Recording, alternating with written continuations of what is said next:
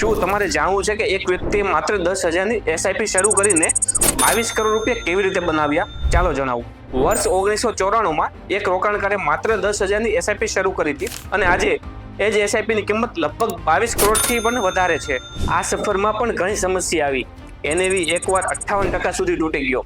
થોડા વર્ષો પછી ફરી એક ક્રેશ આવ્યો. તે વખતે પાછો 66% એનએવી તૂટી ગયો. પછી 2008માં ફિનાન્શિયલ ક્રાઇસિસ, 2020માં કોવિડ ક્રેશ અને 2026માં પણ બજારે મોટી વોલેટિલિટી બતાવી હતી. આ સમયે ઘણા લોકોએ એસઆઈપી બંધ કરી દીધી હતી, પણ આ રોકાણકારે દરેક કન્ડિશનમાં એસઆઈપી ચાલુ રાખી, કારણ કે તેઓ સિક્રેટ જાણતો હતો કે માર્કેટ નીચે આવે ત્યારે નુકસાન થતું નથી. નુકસાન ત્યારે જ થાય છે જ્યારે ગભરાઈને એસઆઈપી બંધ કરી દે છે.